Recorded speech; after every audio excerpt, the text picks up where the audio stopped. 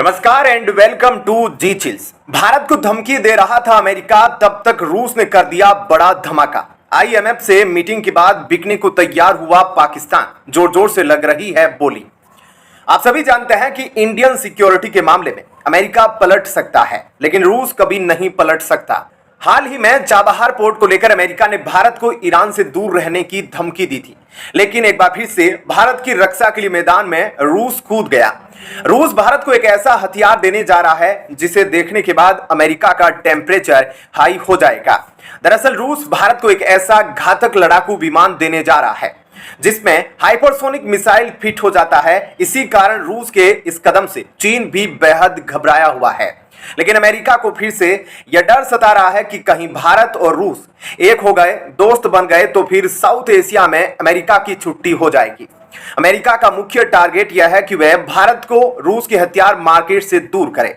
इसके लिए वह भारत को धमकी भी दे रहा है। हालांकि भारत जल्द ही अमेरिकी धमकी की हवा निकालने वाला है। भारतीय वायुसेना MRFA प्रोग्राम के तहत ह्यूज कॉन्ट्रैक्ट में 114 लड़ाकू विमान खरीदने के लिए $20 बिलियन का ऑर्डर देने वाला है। यह सारे लड़ाकू विमान विदेशी कंपनी को भारत में ही मेक इन इंडिया के तहत बनाने होंगे। यह एक ऐसी डील है जो अमेरिका को बेचैन कर रही है। वह भारत को धमकी दे रहा है ताकि भारत उसके डर से झुक जाए और अमेरिकी लड़ाकू विमान खरीद ले। दरअसल अमेरिका चाहता है कि भारत उसका लड़ाकू विमान खरीदे। इसके लिए वह भारत को काफी सारे लड़ाकू विमान ऑफर कर रहा है, जैसे कि FA-18 super hornet, F-15, F-16V या F-15EX। अमेरिका चाहता है कि इनसे कोई एक लड़ाकू विमान भारत MRFA कॉन्ट्रैक्ट के तहत खरीदे। भारत का $20 बिलियन पाने के लिए अमेरिका धमकी देने तक गिर गया है। वह हर हाल में चाहता है कि भारत इस डील को अमेरिकी कंपनी बोइंग के साथ साइन करे, लेकिन अमेरिका के ये सभी लड़ाकू विमान बेहद महंगे हैं, जिसके कारण भारत अमेरिकी लड़ाकू विमानों से दूरी बना रहा है। इसलिए अब रूस ने अपना सुखोई 35 भारत को ऑफर किया है, जो हद से ज्यादा सस्ता और रूस के साथ व्यापार बढ़ाने में भारत को लॉन्ग टर्म में फायदा भी देगा। इसी साल अगस्त में भारत के अंदर इंडियन एयरफोर्स मल्टीनेशनल युद्धाभ्यास का आयोजन करने जा रही है, जिसमें फ्रांस की राफेल के साथ साथ जर्मनी की यूरोफाइटर जेट गर्जना करेंगे। यहां अमेरिका भी अपने लड़ाकू विमान भेजने वाला है और इस युद्धाभ्यास का नाम तरंग शक्ति रखा गया है, जिसमें 12 देशों की वायु सेनाएं पहुंचने वाली है, जिसमें आपको 6 देशों के फाइटर जेट्स बिजली चमकाते हुए नजर आएंगे। इसी युद्धाभ्यास के बाद माना जा रहा है कि भारत अपने MRFA प्रोग्राम के तहत कोई ना कोई एक लड़ाकू विमान चुन ले गया। रूस की एंट्री के बाद यह पूरा मुकाबला कांटे की टक्कर जैसा हो गया है। आप नीचे कमेंट में बताएं कि भारत को किस देश का लड़ाकू विमान सिलेक्ट करना चाहिए। नीचे जवाब देने से पहले एक बार ध्यान में रखें कि चीन के पास भी रूस का Su-35 मौजूद है।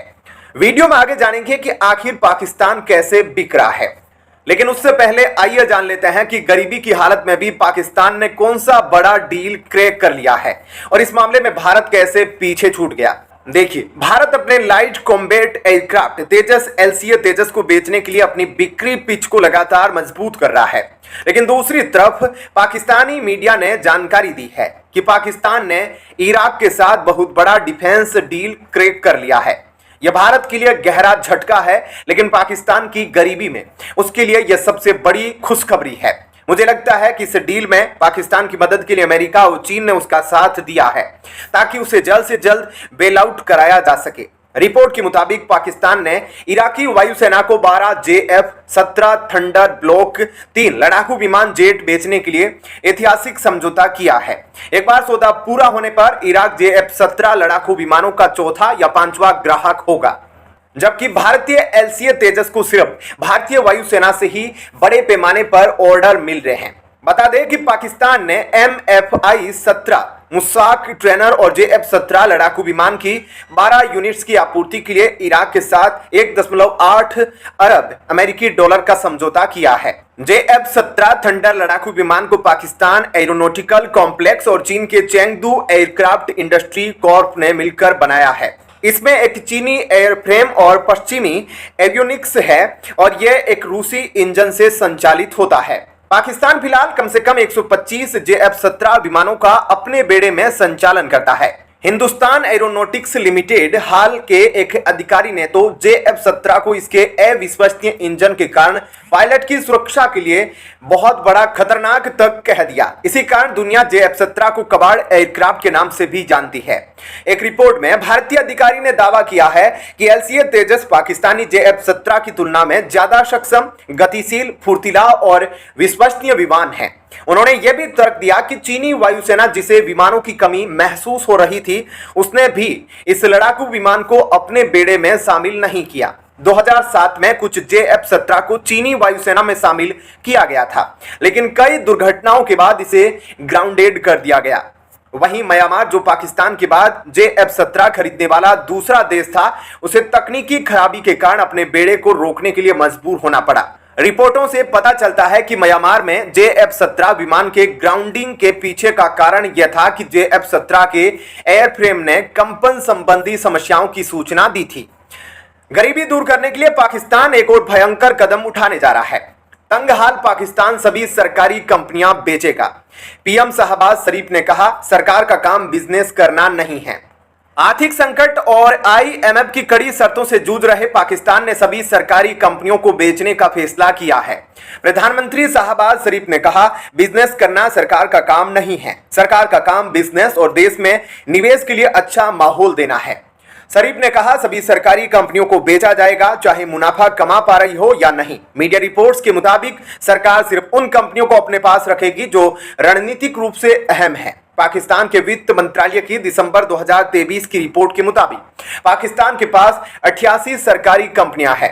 शहबाज शरीफ ने कंपनियों को बेचने की घोषणा 12 मई को IMF की एडवांस टीम के पाकिस्तान दौरे के बाद की।